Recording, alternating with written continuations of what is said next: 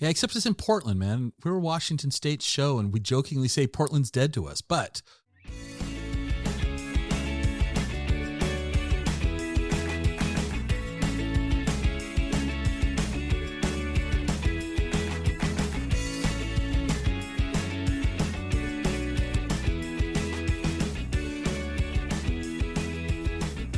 Welcome to the Exploring Washington State podcast. Here's your host, Scott Cowan. all right, folks, welcome back to the Exploring Washington State podcast. My guest today is Eric Phillips with Schilling Cider. Eric, I'm going to let you say what your official job title is because, we'll go from there. But you went to Linfield. I'm on your LinkedIn. You went to Linfield University. Yeah, it's now actually, when I went, this will date me, but when I went, it was called Linfield College. Well, when I went to college, it was Linfield College. So yeah, it's like, okay. So back in the day, I didn't go there. But sports wise, you guys played Central Washington University. So that's how I know the name. So anyway. Yeah. Played some rugby against them and good times. See, we didn't have rugby back then, so that's cool that they brought rugby in. That's all right. Well, it was great. We're not here to talk college athletics, but we could, I guess. But anyway, Eric, so you're with Schilling Cider. Why don't you give our audience just like the quick and dirty overview of what your job title is, what you do, and then we'll go from there. Great. Thanks again for the invite, and we're really excited just to be able to tell people more about Schilling Cider in general, and super pleased to be here. So my official title these days is Chief Commercial Officer. I had to think about that. So I'm the Chief Commercial Officer. So I oversee our sales and marketing departments, those two verticals. And, kind of my day-to-day is a lot of different things, but really, is to take out the roadblocks for the rest of our team so they can be successful in their roles. That's a lot of what I view my role as doing, is trying to connect the dots and help take out any roadblocks so people in the company can be successful and support them in their growth within the company as well. All right. Well, we're going to talk about you first, and we'll transition into Schilling. How did you start your career with Schilling? Great question. I started, I think it's got to be 8 or 9 years now. I'd have to look on the calendar, but I won't waste our time doing that. I started actually at the cider house. So through some mutual friends, so some people from Linfield, and in a personal relationship I was in at that time, I started meeting some different people who had different connections to Schilling Cider. And through that, I worked at this restaurant down in South Lake Union, helped them open it up. And then kind of through that connection, some people who were familiar with Schilling came in. The two co-founders at different times had come into the restaurant. I never made exact connections with them. But then I saw this job posting. So I was a public school teacher. That's what my first career was. I was a public school Spanish teacher. And then, I wanted to see what else was available. So I did this restaurant thing and started kind of making these connections. And then I saw this job posting and I applied for it. And I was totally didn't have the skill set, totally underqualified, not even under, just completely not qualified for the job. I applied anyway, right? As anyone listening, you should definitely do that from time to time because it worked out for me. Well, and what's the worst that's going to happen? Totally. Yeah. All right. Hey, that's exactly it, right? They can say no. Like they're already saying no by you not applying, right? Right.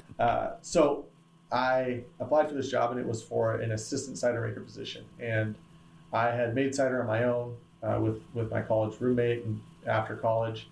And we were having a good time with that. So I said, what the heck? I don't know where they're at. Let's try and figure this out. So I went in for an interview. And, I just told them, I said, hey, here are my samples. And we tried them out. And they were nice enough to try them and, comment on a couple of them. Like, yeah, these are good. I was like, okay, that's great. You guys do this as a profession. And I just said, hey, I'm going to be really honest with you. It's kind of my MO. I just said, I'm not qualified for this job, but I'm excited about your guys' company. I'm excited about this. But I also know that you have a job, or not a job opening. You have a cider house that you're opening that hasn't opened up yet. I'm actually qualified for that. Are there any openings? And one of the first things, and this kind of goes into, probably we'll dive into this later, but it was kind of my first understanding of the foundational, who Schilling is as a company, who the company is, the company culture and that kind of thing. It started that day, actually, my first day. And I remember very clearly Colin Schilling, the co-founder said, "Hey, actually, I'm not hiring for that. Our GM is." And I went, "Okay, he's already delegated. He already believes that this person's the right person for that job. That person's hiring." So the next day, I think, or the day after, I was in touch with that person, and that person hired me on the spot to be the assistant general manager. Okay. And I was like, all right, I am in. Like this, I'm going to figure this out. Mm-hmm. So help that person open up the cider house in Fremont. So we have 2 locations now. We have the 32 tap cider house in Fremont, okay, and we have the 50 tap cider house down in Portland. I would encourage anyone who is at all interested or even has thought about trying cider to go there first. They're the largest tap houses of cider in the nation, like maybe the world. I've been to a couple other places, but they don't have 50 taps of cider, and it's just cider and gluten-free menus. So okay, that's helpful for people. Yeah, so except it's in Portland, man. We're a Washington State show, and we jokingly say Portland's dead to us, but that's fair. We'll give you a pass. You know, come on, we'll give you a pass. You can take the train. I mean, the train is beautiful. I will say that. All right. Yeah. Okay. Yeah. But Fremont, go to Fremont. us Washingtonians will go to Fremont. Go to Fremont, folks. Fremont's great. So on that note, I applied for that job, get hired. We opened the cider house in Fremont, and then through a couple different transitions, I said, hey, I want to grow with the company. And, so I became, I'll just list it off so I won't bore everyone. But then after the AGM at the cider house, I was a sales rep in the Washington market. And then I moved to Texas for 6 months to get the state launched. And then I came back and took over more of sales. And then I took over marketing as well. So that's where we are today. Well, so one question that, I mean, besides teasing you about Portland, which I can't do, that's just, that's not fair. But you said you went to Texas. So how many states is Schilling currently selling cider in? Yeah, we're in about 20 states. I always say we do a bulk of our business in less than that, but we're excited about the investment that we have in those markets and the long-term growth opportunities. Okay. Is Washington State your largest market? It is, yeah. Okay. Washington State's our largest market. Actually, if you break down cider and you look at the dollar sales data that's available through Nielsen or available through IRI, 2 syndicated sourcing avenues, you will see that Washington per capita is the highest cider, and then it's Oregon. Actually, the Pacific Northwest, basically, I don't want to get too into the weeds on it, but the Pacific Northwest has the largest cider consumption by dollars spent in the entire nation. So it's, kind of the cider mecca. Okay. All right. So you've had this journey to now you're the chief commercial officer, and your job is to get, knock down roadblocks for everybody, because there's no roadblocks in business, man. It's all easy. And there's, there's no bureaucracies you have to deal with. And I kid and all that. So let's talk about Schilling Cider. How did that start? Because the name is kind of a familiar name. And so there's a little, I think, a historical, a family lineage there. But how did Schilling get started? And let's talk about the journey there. Yeah, absolutely. So Colin Schilling, his great-great-grandfather. So Colin Schilling is the co-founder with Mark Corneye. And I'll tell you about their story here in a second, but we're going to go back a couple decades. So in 1886, Colin... Centuries, man. That's a couple centuries, not decades. You got my joke. So in 1886, Colin's great-great-grandfather, August Schilling, started the Schilling Spice Company. Wow. And he, I know some of the stories, not a ton of them, but at one point, he actually worked with A.J. Folgers from Folgers Coffee. Okay. They split ways, and they did their different things. And the basis, as I understand it, is August Schilling wanted to create high-quality product, spices, at a consumer-friendly price point. And that's a lot of, we also, talk about that, too, where we're at as a company. Mm-hmm. And so, fast forward, so Colin, had made cider probably before he could legally drink it. No. In Idaho, right? Yeah. No. Yeah, you get it. And so in Idaho, he grew up and he was making cider as, for gifts and as a hobby and that kind of thing. And then he went to Willamette, down in a state that won't be named, I guess, on this podcast. Oregon. Yeah, exactly. Yeah, the Voldemort, right? Down there, he went to Willamette, and then so did Mark Cornay, and that's where they met. They met in college, in grad school, and then they, one of the other key members, one of the other owners, also met in grad school, and so Mark and Colin founded the company in like kind of April-ish of 2013. Okay. And they started it in their garage, in their place in Queen Anne that they were renting. They started there, and you can actually you can see from Fremont, basically that house, the Fremont facility, which is really cool. So that's where the business started. And then there was a production facility prior to the one that we're currently in, which is our main headquarters, about a mile away, like less than about a half mile away, and started there. And then we just expanded into this space. And, a note on it, I think is kind of interesting is I think there's sometimes you can name something because you're egotistical.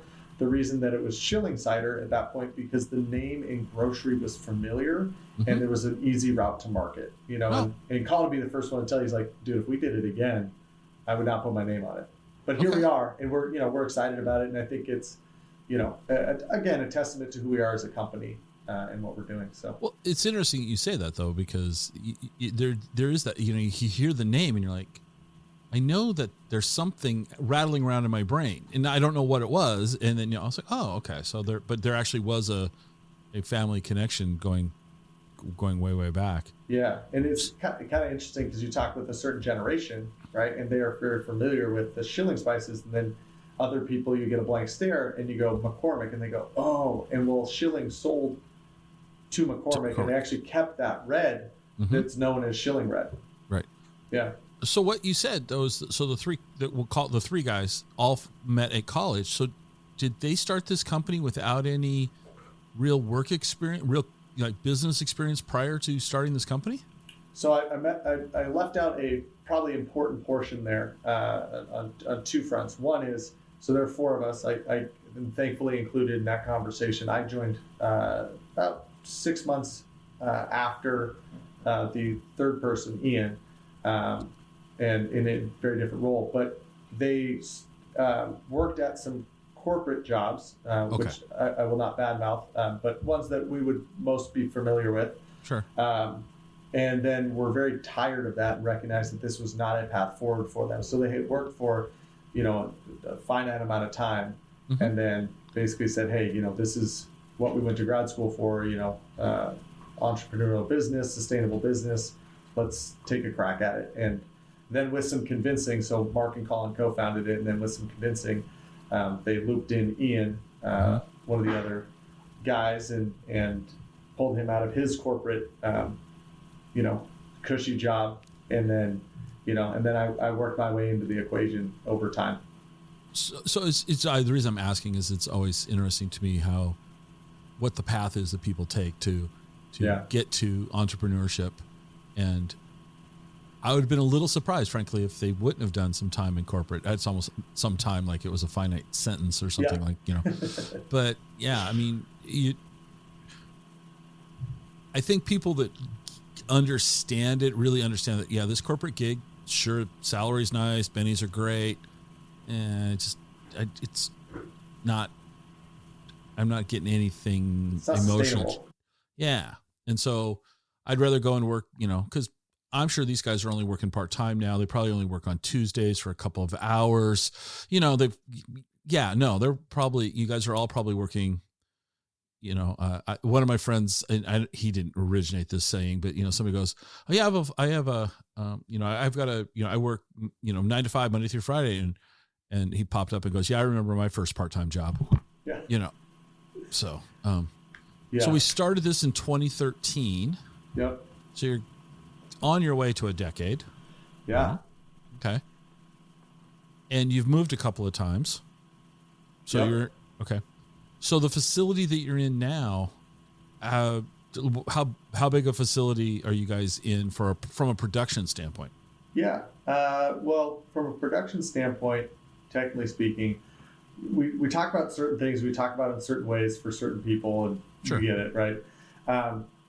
Square footage, we have, we're currently in 36,000 square feet, which is I have no context to that. So I tell people I start at one end, I could sprint, get to full speed twice, that's about it for me. I'm not a fast guy, but that's where I'm at. So that's 36,000 square feet in technical terms, as I understand it. Right.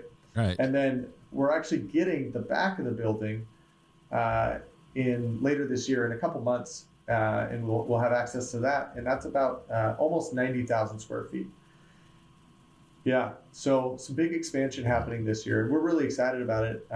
We currently have some stuff that's stored, across the street, and we'd like to be able to handle our business ourselves and not have to worry about other people, so we're excited to bring that all in-house. So you guys are going to be over 100,000 square feet.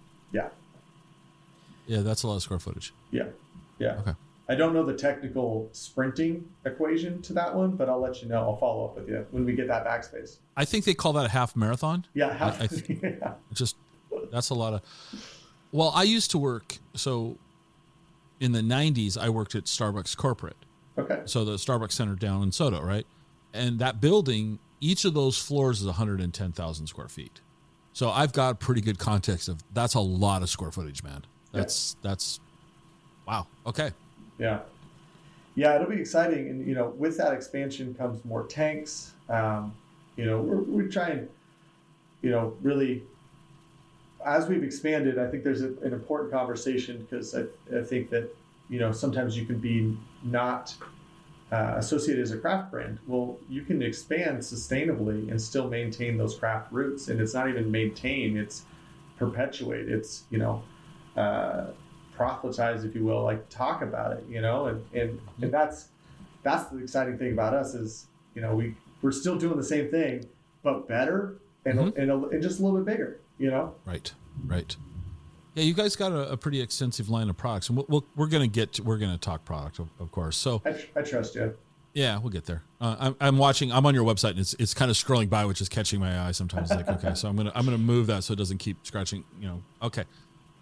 So when they started, back when they launched commercially, how much product did they have? How many SKUs did they launch with? Do you know? Yeah. Oh, totally. Okay. No, I was in about 6 months after the company started. I think I could be totally wrong, but we started with Schilling Original, and it was a hopped cider. Okay. It was a dry hopped cider, dry hopped and a dry cider. So a dry hopped cider. That's confusing. Okay. And we started with Schilling Original, and then we also had one that was called Schilling Oak Aged, where we actually had oak chips essentially, in the liquid as it was fermenting, and we'd pull some really great flavors out of it, almost more along the lines of like an oak Chardonnay. Okay. But without the buttery characteristics, which some people don't like. And then we had a ginger cider, and it was with it was really fun because I didn't know this beforehand, but there are many different types of ginger, and of course there are many different types of ginger. I didn't know that. Okay. Yeah, right. But you think about it now, you're like, yeah, I mean that just makes sense. Of course, there's more than one type of ginger. I wouldn't have thought of that. Ginger, I just think ginger. Okay. Yeah. So those were the 3 releases. Okay. Yeah. Do you know why they started with those versus just, a plain old hard apple cider, just, not. Yeah. So not hopped, not aged, not ginger. Yeah. So the original wasn't advertised as a hop cider at the beginning. And so it was just advertised as like a dry cider, but it had some more fun characteristics and a little bit better mouthfeel than a lot of stuff at that time. We're talking 9-10 years ago when cider was having another resurgence. There were some products that existed, and then from some legacy brands at major corporate, beverage companies. And the real, I'll answer the question that the start, the scale up was from Boston Beer. They released Angry Orchard, right? Boston Beer of Truly and of Twisted Tea and Sam Adams, all those brands, right? Had launched Angry Orchard, and so you had this easier access to people for consumers, right? Now cider was on all the shelves, right? Well, at that same time, there were some other companies, ourselves included, that were releasing ciders. Most of them were in bottle. We were the first cider in cans on the West Coast. Okay. And so I think part of that strategy was what is different about our cider to gain a shelf placement. Because if you're not on the shelf, it doesn't matter how good your cider is, right? Unfortunately, that's just where we're at. No, that's just, it's reality. And so, the original had that, it was different enough from the dry ciders or the semi-sweet ciders that were out there, right? And then the oak aged, nothing else existed in oak aged or in ginger at that point. So there's sort of two new entrants to the category. And we were looking at that point, there was a lot more connotation or connectedness with the wine business, right, than there was with craft beer, right, or a separate category cider. Now, there was no cider category. It was like, well, it's kind of like wine made from apples. Great, it goes here. So that's kind of why that choice was made. Yeah, I've heard that from other cider makers that that have been around for more than just last week. That at first it was placed with wine because it's made out of apples and it's fermented. Yeah, it's wine. And technically it's taxed as wine, right? Like it's taxed as an apple wine. There's okay. Yeah, I didn't think about that. Okay, but that's a good point. There's a lot of funky stuff there. Yeah. Well, yeah, because if your ABV is a little too high, doesn't it get taxed as champagne? Doesn't it pop up into another? Yeah. No, it's fascinating. Honestly, I nerd out on it all the time. People are like, yes, but let's be real. The minute we start saying, okay, now we're going to talk about taxes, everyone's going next episode. So we'll spare everybody that. But okay. Cut it off. So they start with those three, and how was it getting it on the shelves? Because cider wasn't everywhere back in 2013. It wasn't. I mean, now you walk into any establishment, Safeway, Albertsons, Fred Meyer, bottle shops, you've got lots of choices. You didn't have those back then. Yeah, it was definitely. So I didn't have the first experience in selling it into stores because I was over at the cider house.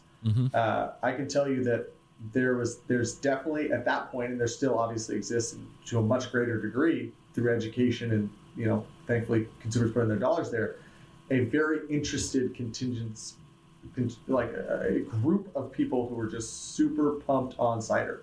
Okay. And it was thanks to, in part, one of them was, and thanks to this gentleman named Alan Shapiro, who started with some other people, the cider summits.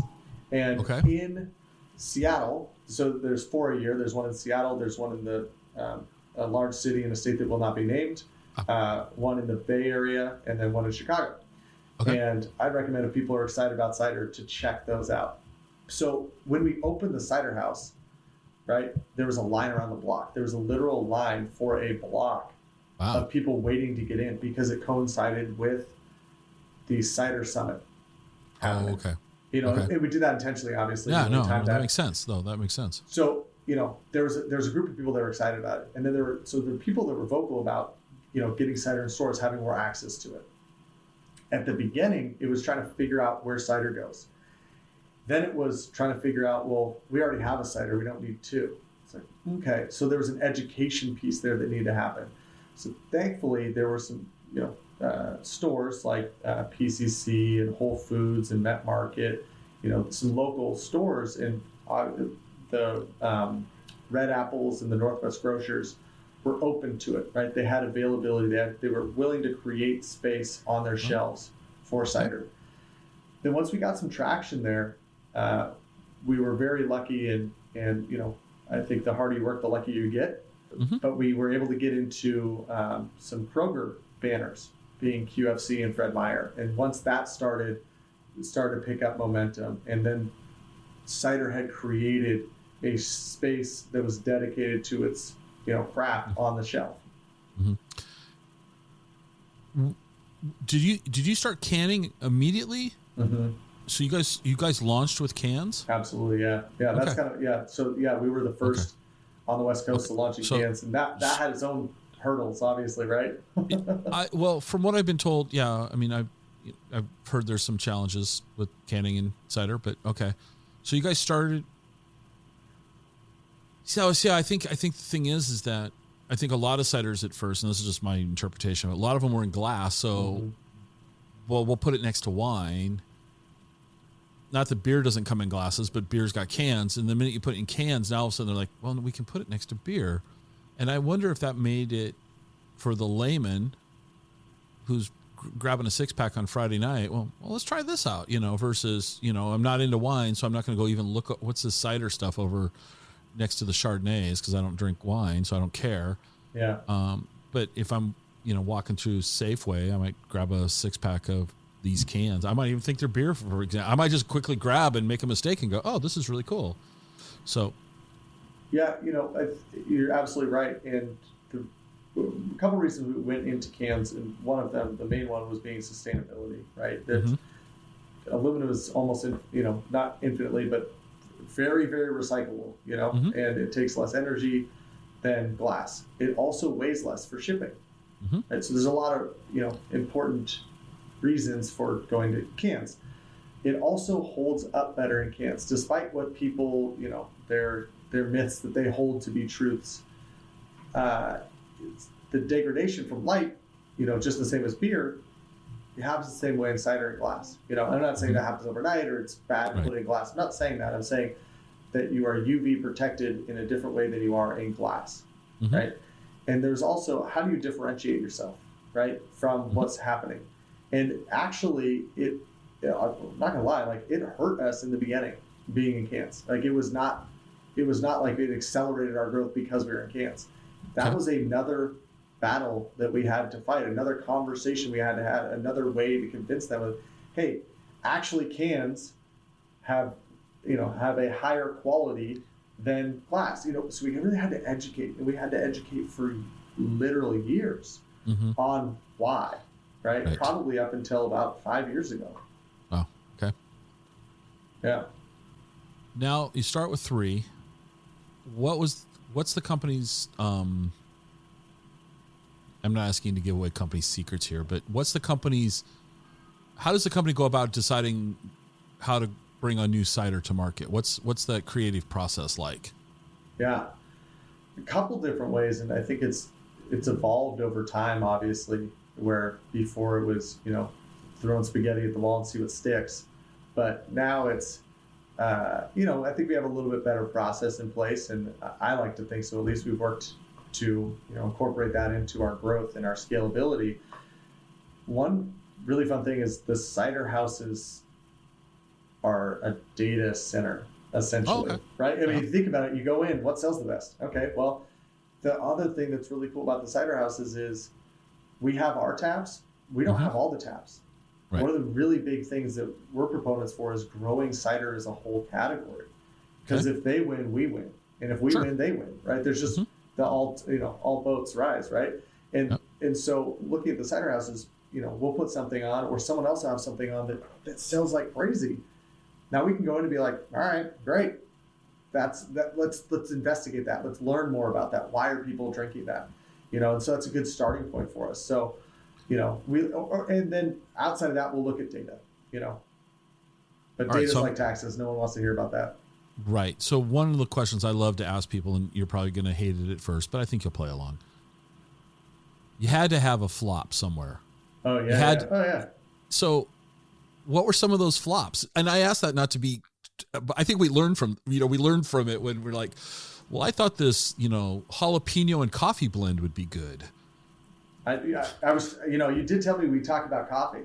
Yeah. So I'll jump into that one. So I have all the cans kind of lining my office here, and it's fun to look at and be like, oh, I can't believe we made that, Yeah. Or I actually had our head cider maker came in. It was just yesterday, honestly, and he came in and he goes, Eric, do you remember what this was called back then? And I really had to rack my brain. And I was like, oh yeah, wow, we made that. Like, what were we thinking? Which is fun. It's so fun because you have to take it's cliche, but you got to take those risks, because sure, But one of them, not so much. So yes, failure in one sense, but also so successful in another sense that it's so polarizing that we no longer make it. One of those was a nitro cold brew coffee cider. That's a lot to unpack. I recognize that. Now that sounds amazing to me. So, totally. I mean, to me, I'd be like totally into that. Yeah. So it was awesome. Just from a technological standpoint, to be able to do that, because you have to have, proteins to bind the you've got your carbonation, you got your nitrogen. So to bind, so you actually get that smooth pour, right? Right. So we actually figured out, Mark Cornay, co-founder, kind of took this project on, and Colin, and they're working on this, and theoretically this could work, and let's figure it out. And that's one of the fun things that's really allowed us to scale, is just everyone's excitement about what they do. And I'm sure we'll talk more about that, but this coffee was called Grumpy Bear. Okay, which I would personally love. Exactly. Yeah. So you've got a lot of things in the win column, right? Right. When people tried it, they either loved it or they hated it, and there was no in between, and there was no middle ground. There was no middle ground, and so we made it. It was different. It was more difficult to make, and it was not for everyone, and it didn't really have a space, in the chain stores, in the large grocery, right? Right. So it was a cult favorite, and I still get people. I met this guy down in Texas, and he'll still show me cans. I'm like, dude, that's probably not good. You probably shouldn't drink that. And he's like, no, it's great. I'm like, I don't know, man. If you die, like, I'm gonna feel really bad. But I told you not to drink that about 5 times. He's like, no, I still got some. I'm like, all right, man. Like, I clearly cannot stop you from enjoying this cider, but so successful on one side and less on the other, and so that's I think one of the more fun ones to talk about. I'm sure we had some other ones too. I want to interject on so the fact that you said coffee, I had no clue that somebody would try that. So when I first started working at Starbucks, I think it was like a hazing prank. They gave me this bottle of this Starbucks product called Mazatgran. Okay. And it was a coffee cola. Oh, okay. And it was, and they go, here, try this. And I'm like, oh, okay, cool. And they're all like watching me, waiting for me like to, throw up or, and I like this stuff. And it was Starbucks' first foray partnership with Pepsi.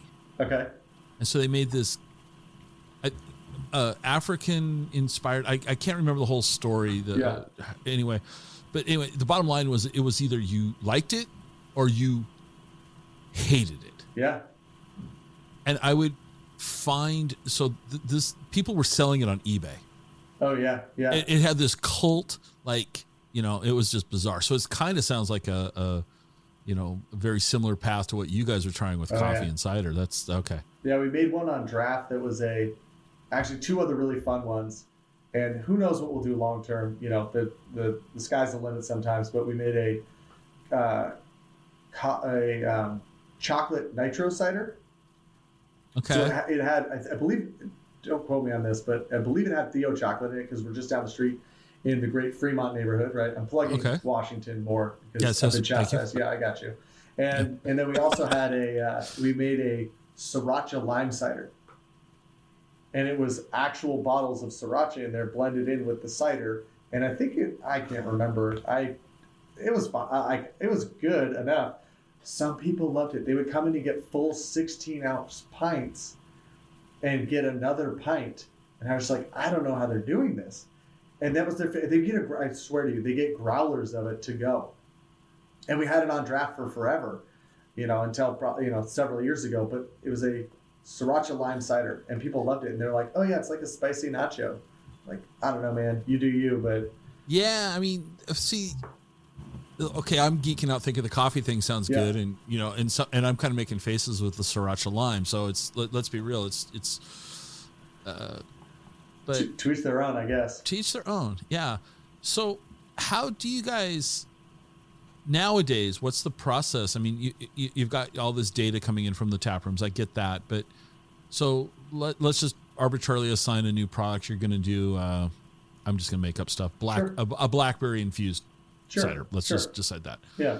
So what's the process from taking it from, hey, let's make a blackberry type cider, to getting it? I mean, are you launching them first at the tap room to see kind of how they're received locally in real time versus canning it and distributing it? Yeah, generally, in a perfect world, we're able to assess the viability of it. We also, there's a lot of data out there on, the sales side of things, so we can look at other things and look at that standpoint. But, I think for us, we will definitely trial stuff at the cider houses, and that's a great place to get, the first of the first, and we'll call it something else down the road, but you've tried the first iteration, right? But we're also trying to do things that other people aren't doing, right? Mm-hmm. And I recognize, that sometimes that's not possible, right? A dry cider is a dry cider is a dry cider. Sure, but is it? It's just the same way that a rosé is different depending on the things that go in it, right? The ingredients. Right. And so I think that's a lot of it for us is, okay, let's do it the way that we want to do it. And that's not to say other ways aren't also totally great, but I think we've done a great job through culture building and through just creating this foundation for the company, is looking at things that might not seem possible, but figuring out a way to make it happen. For example, we did some data digging, right? And we said, okay, well, why is this happening in the world of cider? We started to assess it, and then we said, you know what? No one is doing this. No one is creating a higher ABV, right? Alcohol by volume, a stronger, if you will, cider. It's all capped at, and we won't get into taxes, but I'll tell you a little bit. It's all capped at about 6.9%. Right. Why is that? Well, there's tax implications above that. Okay. And then there's also people talk about why does this fruit cider cost more? Again, further tax implications on fruited ciders. Yeah. So anytime you put, and I promise I'll answer your question. Anytime you put even a drop, right? Or even, you don't even have to put anything in the liquid.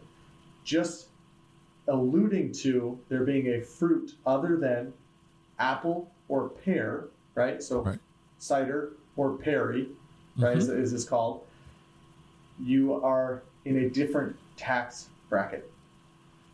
Okay, so we're just going to go into the tax bracket thing because actually it's kind of geeky and interesting. You knew it was going to happen. Yeah. So my understanding, my very layman's understanding was that above a certain alcohol content was taxed differently.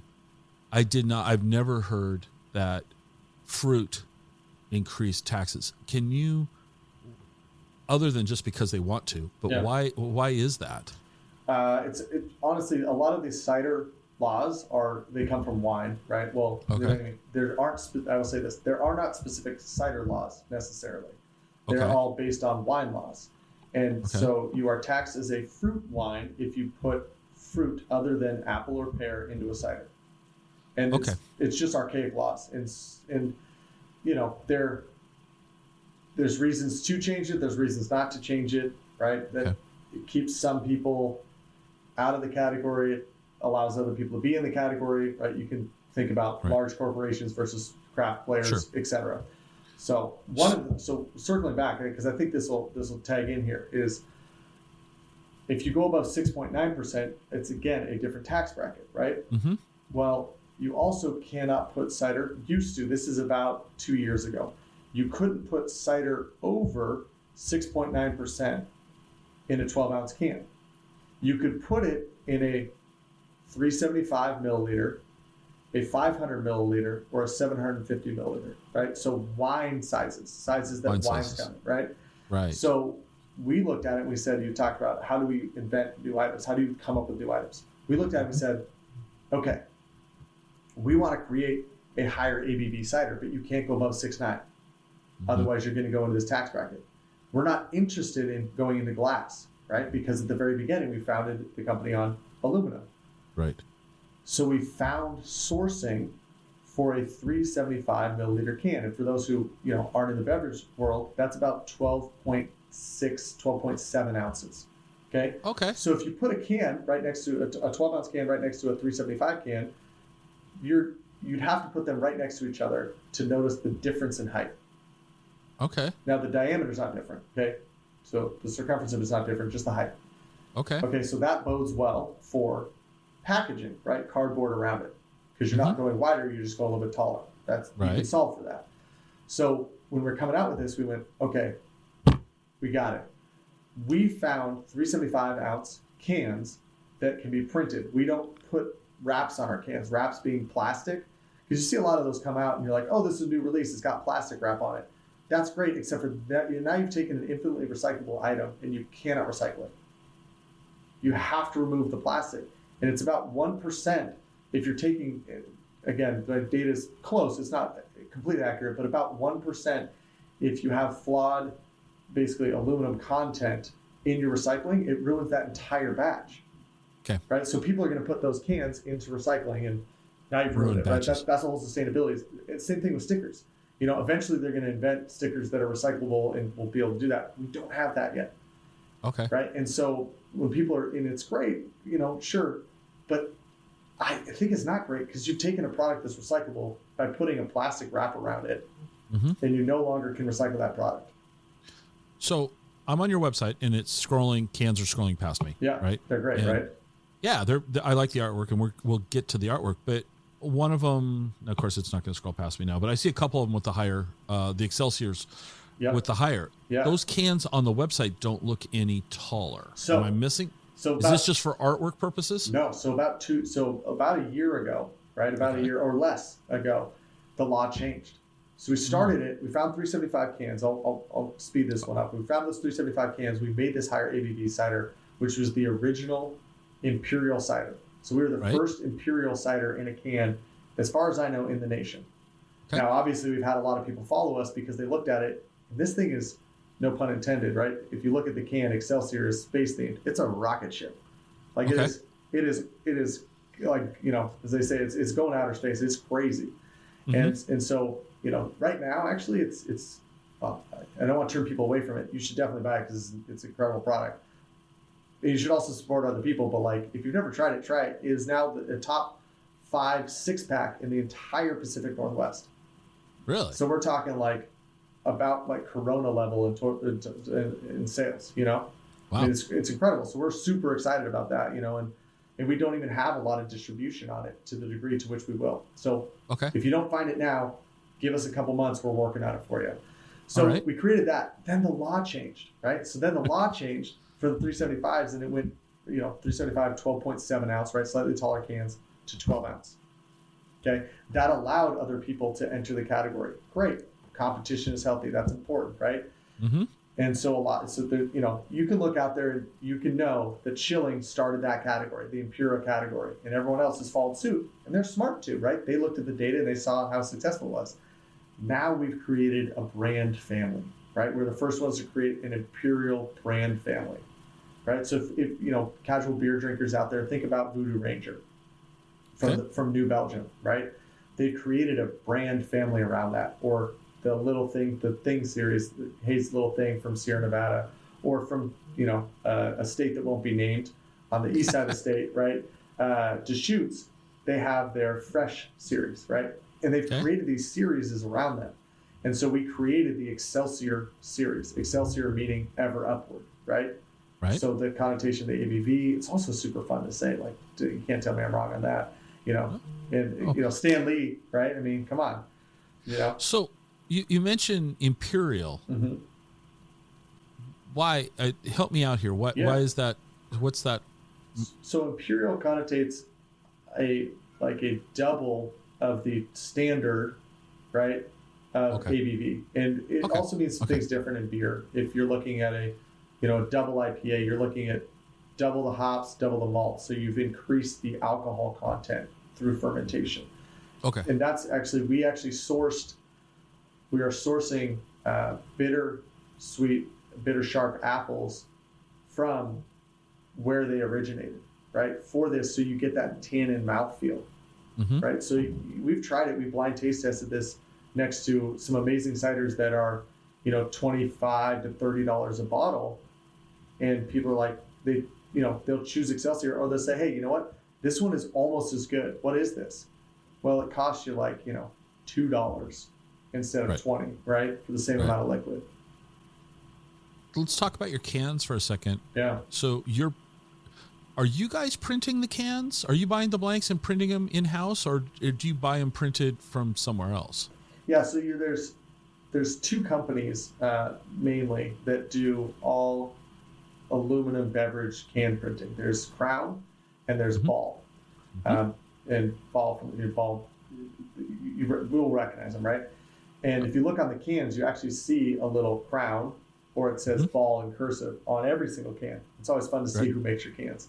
So there are different plants, can manufacturing plants around the U.S. And we actually have some. There's one here in Tumwater. There's another ball plant that's just up the road from where our warehouse is. And they print them. So they actually have these plates. Do you want to hear about how the whole process works? Well, no, the reason being is, so is the ball plant is there one still kind of in Auburn off of 167? Yeah, that's a small facility for them, but yes. Yeah.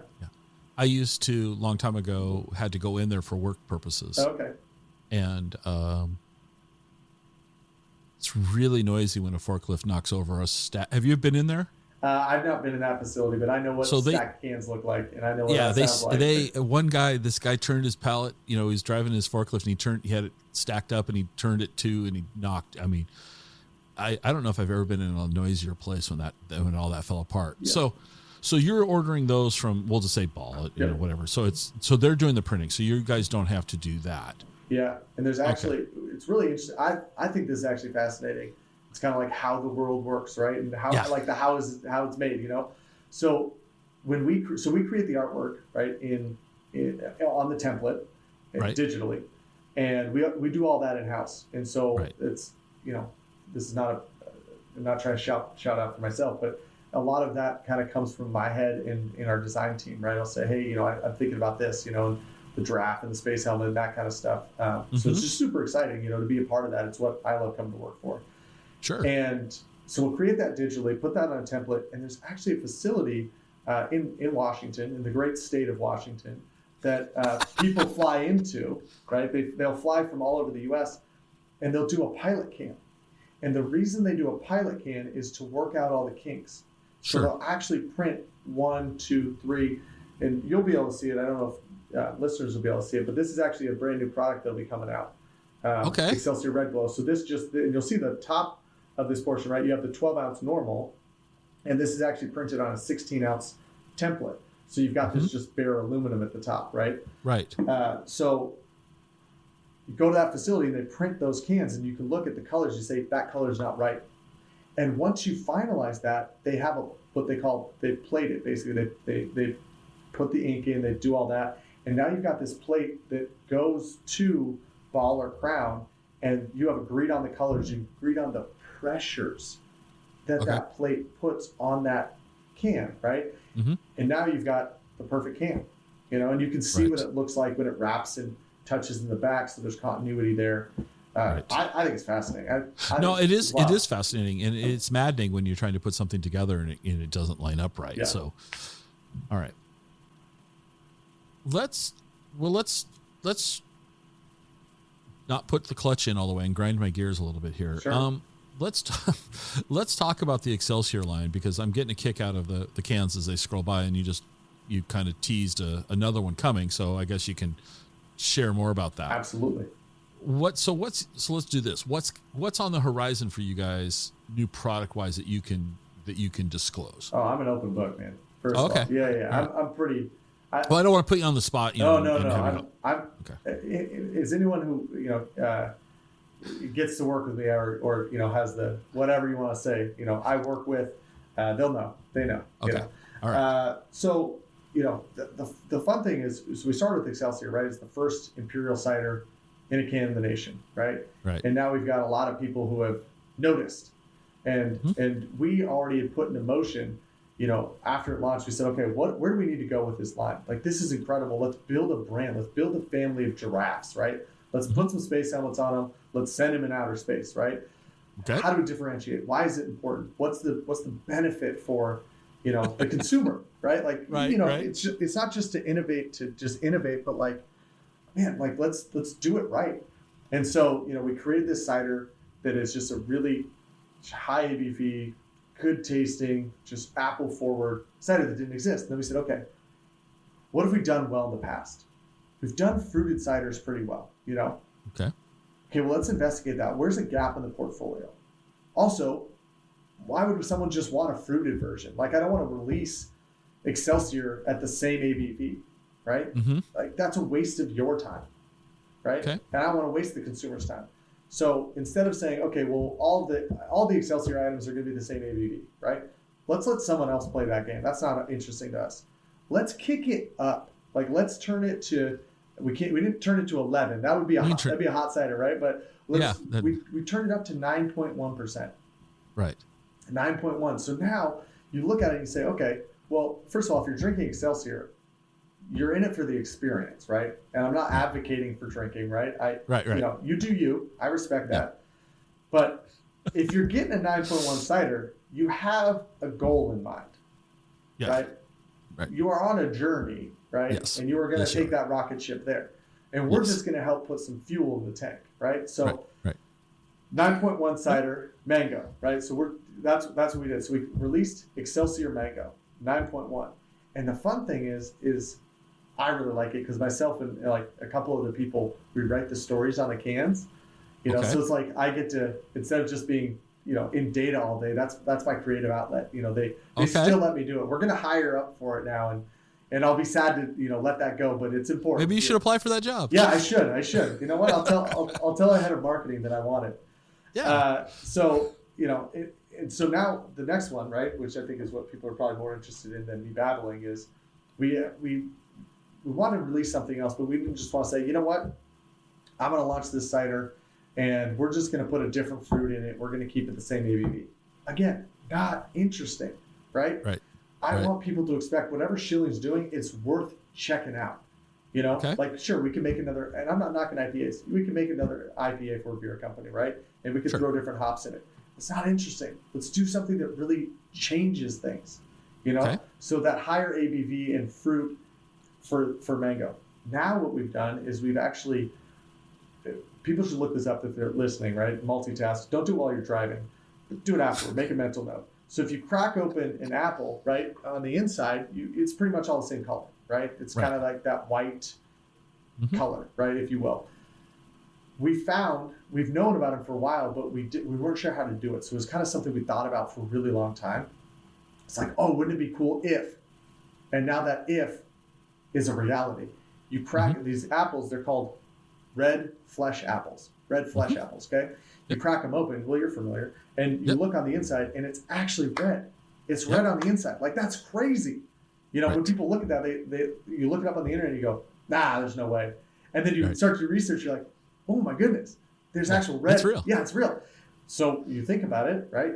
You press that juice. What color is that juice? Right? It's red. It's red. And so what we did is we're really excited about it. And I mean, my voice probably, intonation probably hasn't told you. You're a little dry. Yeah, I'll be honest exactly. I'll work on it. I'll drink some cider. So we released this one called Red Glow, right? Because, you know, I thought red flesh didn't make sense on a cider can, but people weren't going to be interested in drinking a red flesh, whatever. Right, yeah, that's a little right? Yeah. So Red Glow, right? And thinking about different backgrounds for the planets, right? So Excelsior is kind of, you know, we blasted off from Earth and we're on the moon, right? And Mango is, you know, we've gone to another galaxy. And then Red Glow is kind of that Mars connotation, right? That red giant connotation.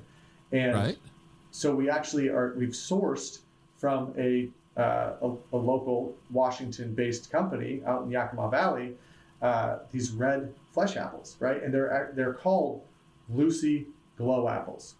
GLO, right? So Lucy Glow apples. And I would look them up because they're beautiful apples. They're beautiful, beautiful apples. And that's why it's called Red Glow. Red GLO as a nod back to that. And you'll see, we always put Easter eggs on our cans. And I know it's not a visual, it's a auditory experience. But if you look on the cans, you'll see little Easter eggs, right? So like on one of our cans, we had put a nod to another can that we had created, right? On these ones, you've got the same little astronaut, this fat little astronaut. He's got like a little belly. He's like a little tiny guy. And he's on all the cans. And then you've also got this little alien is on the Mango one. And he's different, he's different colors. And then also on the Red Glow, this is the one I'm really excited about, is kind of a nod. I hope that Apple doesn't sue us. And, you know, I looked with legal and we should be good. But we put Lucy in the sky next to diamonds. Well, that won't be Apple. That'll be. Oh yeah, wait. Who owns the Beatles catalog now? That's right. I thought it was. Yeah, it's not Apple. I thought Michael Jackson bought it. Yeah, that might. Yeah. Anyway, let's not give him any ideas. Yeah. So now you've got, and now I'll show you really close here, but you've got this Lucy, which is the trademark visual for these apples. Right. And so we wanted to work it in. That's very cool. We wanted to work it in, and it's also worked in the story and those kinds of things. So it's just fun stuff. Okay. Yeah. So that's the new release. So we've got that one. You want to hear about some other releases? Yeah, let's hear. Cool. So we got the Excelsior series is growing, and I will, for anyone who's listening, it will continue to grow. Okay. I got some things rattling around this peanut shell head of mine, so we're good to go there. And then outside of that, we've got if you're familiar with any of the other products, we have this one called Local Legend, right? And it's around the idea of the Sasquatch, right? And instead of naming it Sasquatch cider, which might connotate, some fur or some grit and some, I wasn't interested in that. So Local Legend, we actually have a 12-pack of that coming out. So we're really excited about that. And we're actually pricing it in line with national cider companies, right? Companies who come from big conglomerates, so that people can have a higher quality heirloom cider in a 12-pack, right? So we're excited about that. And then we have, what else do we have coming out? We also have this new lineup, actually this brand new, essentially offshoot of Schilling, which is a brand called Waveline. And some people might be semi-familiar. We had a seltzer line there for a little while, and we said, hey, we could fight the seltzer game and really try and figure that out. It's not really who we are as a company, right? There's no innovation in that. And that's not to knock seltzer companies. Great. If you want to drink seltzer, drink seltzer. It just wasn't as interesting for us, right? Same idea as sure, you could release a cider and have different variations of the same ABV, and we threw fruit X in it. Fine. Right. We launched a hard yerba mate. Yeah, let's talk about that a little bit. Yeah, I'll unpack that together, right? So yerba mate, obviously, people are familiar with some different brands. We're actually launching a non-alcoholic one. We could talk about that, but I'm excited about the alcohol version. It's called Waveline Hard Yerba Mate, and it's got, again, better imagery, more fun imagery. I like to say, so as a wine base, right? You remember Four Locos? Yeah. Okay, so we're not fully Four Locos. We're like 2.0 Locos. Okay. So it's a little less loco, a little bit more craft, right? And what I mean by that is we have caffeine naturally occurring in it because it comes from yerba mate, right? So yerba mate has natural caffeine, and it's 4.2% alcohol, right? And so we created this around the yerba mate concept. So now you've got a different drinking occasion where you say, hey, you know what?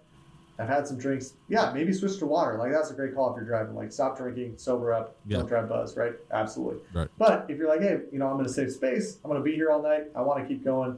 And I've had a couple Excelsiors, and that's really taking me up to a next level, right?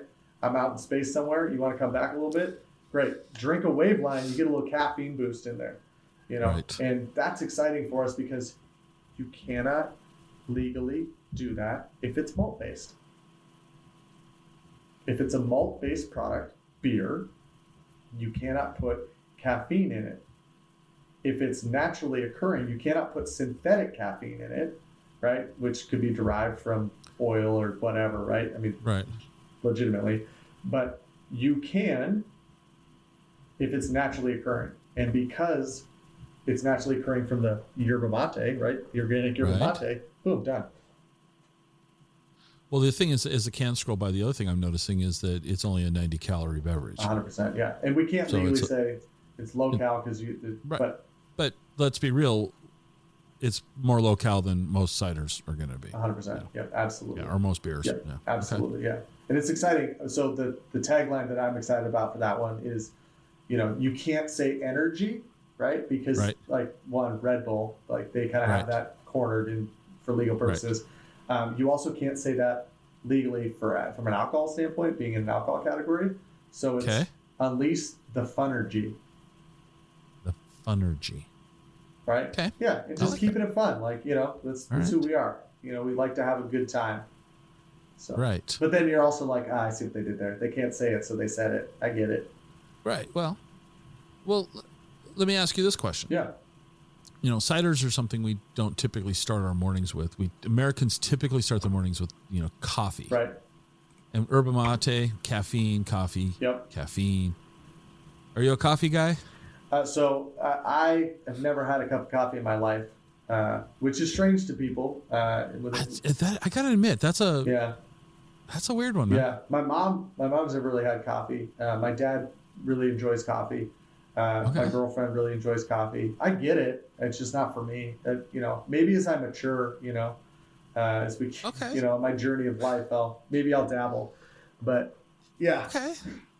All right. So you're not the coffee guy. Not the coffee guy. The girlfriend is a coffee person. She enjoys her coffee. Yeah. What does she enjoy? So I found this place, obviously in Washington, small batch coffee. I can't remember the name of it, unfortunately. But some of that medium, more, and again, from a non-coffee drinker. Right, it's okay. You're doing good. I'm faking it, right? Don't say that. Yeah, well, I'm in sales, so I can sell it, right? We actually had a cold brew line. We had a cold brew company. Yeah. Not in the cider. We actually had a cold brew company that we had for a while. We sold that off anyway.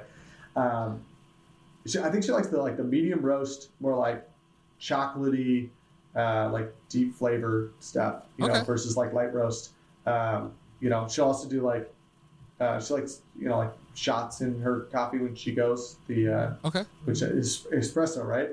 Espresso, yeah. Nailed it. Look at me. I know coffee. Yeah, it's almost like you've had it before. Yeah, exactly. No, she definitely enjoys it. She's likes her cup in the morning. Can function without it. Probably functions better with it. Like a lot of people I've heard. Which might be my reason for not doing it. Is like I don't. I've also never had a glass of milk. So if we really want to get weird, yeah. Wow. But I love cheese. Interesting. I'm all about dairy products. That's interesting. And vanilla. I gotta milkshakes. say, I love vanilla milkshakes, man. I had one yesterday. So why don't you drink milk? It's just weird to me. I think when I was like a kid going to the fair and participating in the fair, I just got weirded out by just the idea. I mean, not trying to be grotesque, but what was the first person thinking? They were probably thinking they saw someone nursing on it and figured out the connection. But also, like, what was the first person thinking when they were getting milk from a cow? Yeah. Okay. Or like, those udders. I'm a little weirded out by it, Okay. Yeah. I mean, when you put it like that, I can understand. But also it's just so much. It's so much to have a glass of milk, Okay. Like we're talking like an ounce, like sure, man, I'm in. But for me, milkshakes, ice cream sandwiches, I love them. Okay. Yeah. So okay. I love your guys' website, by the way. It's pretty fun, right? They've done our marketing team.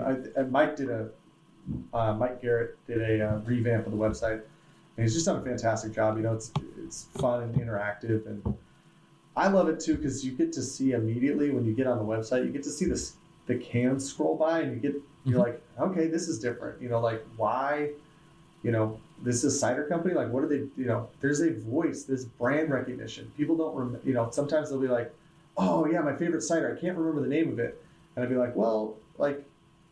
Does it have a flamingo on it? They're like, yeah, that's the one. I'm like, oh, okay, cool, that's us. Or they'll be like, yeah, I can't remember. It's got like this giraffe in in a space helmet. And they're like, yeah, well, that's my favorite cider. I'm like, oh, cool. Well, we make that, and it's called Excelsior. So I just think that there's a connection there, right? Because sometimes you go in the store and you're like, yeah, what is that can? And you're like, oh, I can't remember it. And this one you're like, how can I forget that? It's not even about remembering. You can't forget it. So I just stumbled on something on your website that I had not seen before. And remember when I probably told you this when we talked on the phone, I don't do a lot of preparation because I like to have that sense of wonderment. Sure. Like, oh, wow. Sure. You have a recipe book. Oh, yeah. Amanda, our director of creative, created this recipe book. And I'm hoping our marketing team is growing like crazy right now. And they're doing some really fantastic stuff that hopefully we'll get to see later this year. For the holidays, she created this recipe book for like Thanksgiving, and we actually had tearaways where we'd have stacks of our cider, and hey, brine your turkey in this, make this way, London dry or whatever it was. Yeah, it's fantastic with baking, and so I think long term there's we're going to have some opportunity around, having that available, whether that's for download for people or we're really growing that.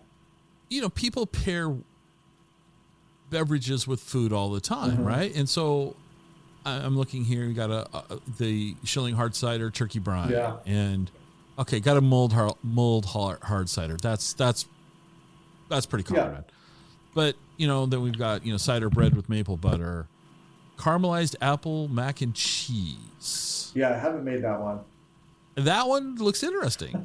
I'll pass on the squash because I'll just drink the can instead of putting it with squash. But no, this is kind of cool. Yeah, it's actually one of the things that we leaned into, and it's interesting because you kind of grow in different ways, right? As a company, and the first thing was, well, we have to be sustainable. We have to be able to actually pay the bills and all those things, right? And then and then becomes what are the things we're good at? Let's double down on that. What are the things we want to be good at? Okay, let's research that. Early on, as a way for selling into the on-premise, which is like bars and restaurants, right? You drink the drink on the premise. So we would make cocktail recipes. So we actually had a bunch of cocktail recipes, and if people have been fans for Schilling for a while, they'll remember that on the backs of our cans we actually had cocktail recipes. Okay. We have since moved away from that to the storytelling portion of it, right? But we will eventually have more cocktail recipes there. Like we paired Excelsior with some whiskeys, and it just really brings out this whole other character in both products. We've done one of mine. I'm not sure. You'll be my litmus test on this one. One that was called Paloma Escobar. Okay. And it was a grapefruit, right? Yeah, I thought you'd like it. Yeah. So I came up with that one. I thought that was pretty funny. I like that. Yeah, I like pretty that. Pretty good. So anyway, so we had that one. Paloma Escobar was a grapefruit, cider cocktail mix. We've done some like gin-based cocktails. So yeah, we have this whole cocktail book that'll eventually make it up on the website, and so it's super fun, and people don't think about that. But, we're not the first to do it, but it was just exciting to explore that. We had one called One Way Ticket, and it was with our pineapple passion fruit cider, which is called Passport, right? So it's kind of a play on that travel theme. Yeah, right? yeah. And it was, it was with rum, right? And it was obviously like a higher kind of hit you, drink, and that's why One Way Ticket, right? It wasn't round trip. Wasn't round trip. Yeah. Okay. So. Well, we always, to wrap this up, to respect your time and all that, here's my get out of free jail card, which is what I say at every episode. Yeah. What didn't I ask you that we should have talked about? Did I miss something? No, I appreciate it. I think we covered the really fun things, What I would encourage people, if they're interested in Schilling, reach out to us. We love hearing from people. If we're doing something you would love to see more of, great, tell us. We're always open to that. Right. I'm excited personally to have had the opportunity to just talk about how we, I don't want to say invented because that's like no one had ever done it before, but we really started the imperial cider category and, have solidified that as a brand building thing. And I'm excited. The most exciting release I'm thinking about this next year, we also have a Moscow Mule cider that's coming out. So we kind of did the cocktail mix for you. It'll come in large 19.2 cans. So those will be coming out. Those will hit grocery stores here in March. But the one I'm the most excited about is Excelsior is amazing. Don't get me wrong. But like we elevated above Excelsior with this brand new release of this Red Glow with those red flesh apples. It's the idea of large scale bringing the terroir concept into cider making with things that aren't available to everyone, right? You can't have fresh pressed juice outside the Pacific Northwest in the volume that we're talking about, right? A lot of people have to bring it from the Pacific Northwest in concentrate, reconstitute it to make their cider. Great, if that's all you can do, I get it, right? But that's why we started here, and that's the thing that's exciting about it for me is having access to these beautiful Lucy Glow apples and having that be, just, in the same state a couple hours away where they're pressing it and it's in, our tanks the same day. Like that it just wows me, still. And I've done this for, better part of 9 years. I'm still excited about that. And I'm genuinely still excited about that, So yeah, I don't know. That's it. Like I'm just really pumped about Excelsior. I'm just pumped about the new release of it, right. and just getting to grow that brand and getting to connect with people through, like the idea of drinking, the idea of when is when is it supposed to hit shelves? Right around the beginning of March. Yeah. So you'll see, okay. You'll see it right around the beginning of March. You should see it in a fair amount of stores. I don't have the total count right now, but I'm really excited. You should be able to find it, Okay. Yeah. And then let's circle back to, we're going to have to talk about Oregon for a second. Oh, sure. But your tap room, so you've got two, but the website indicates there's one currently under renovations in Auburn. Is that accurate? Yeah, that's a great question. So we grew, so we had plans we had a cider house, we had a tap room at our headquarters. I recently had a gentleman who I'd worked with in the industry for a long time, and he came, and he hadn't been here in probably a year and a half. Not a long time for a facility change. He was genuinely floored and used a lot of expletives, and is a church-going gentleman. And so it was fun to just watch this just pop up in his mind. He's just like, what? We grew so rapidly that the space that was originally dedicated for the tap room here has been filled up with people's desks. And I think that that's a really important thing, and maybe one day we'll be able to get back to it as we get the backspace and maybe, some other space around here. But as it currently stands, we don't have the tap room here for that reason, because we've been able to employ, we doubled in staff last year. In 2021. So how many people are working for Schilling then? We're right around the 50 mark. That's not including that's including the cider house managers, but not the full staff. So if we're including that, we're probably closer to 60, 65. Okay. All right. So still pretty small. Where I think I was gone for a week on vacation, and then came back, and there were 2 new people who I'd never met, and so it was just really interesting. It's we're kind of this company, but we don't, we will but now I know them, and it's been 2 weeks. It's I know them well, Right. But yeah, we doubled in staff last year, and we hired 10 people already in the first 2 weeks of the year. Wow. Yeah. So. Okay. Really exciting, just to be able to provide that for people, and not like we're doing them a great service, but there's a lot of really bad work environments, and to be the difference maker, in that when, it's exciting. All right. Well, anything else that we should make sure we say? If you get a chance, go to the cider house, check it out. They're lovely people. They're just the best. And if you get it, if you're super excited about this stuff, hit us up. We always love talking about it, and go out and get Excelsior. Just give it a go. Some people are turned off by the giraffe. Some people don't love that type of branding. They're like, oh, it's going to be cheap and whatever. I can tell you that I put this cider up in a blind test against most ciders out there. And I think you're going to be surprised if you haven't ever tried it. And I know that there's, beers that I haven't tried because of that. And now I try them and I'm like, oh man, I love this. Are you kidding? Why was I doing that to myself? So give it a try. Give it a try. Okay. And we'll put some links to your website and all that in the show notes so people can take a look at the site and that quickly and, find out. Well, I will ask this last question. So drop some names of places where your ciders are available in Washington. Absolutely. All major grocery chains. So you've got your Safeways, you got your QOCs, you got your Fred Meyers. You've got, we're in a bunch more Walmarts now, Whole Foods, PCC, Met Market.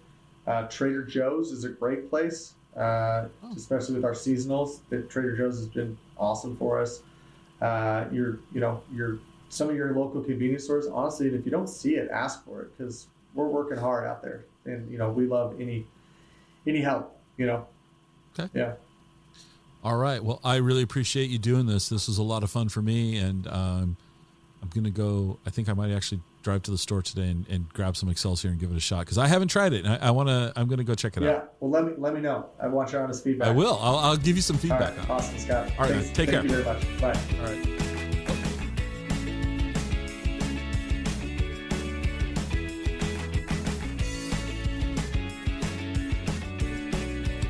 Join us next time for another episode of the Exploring Washington State podcast.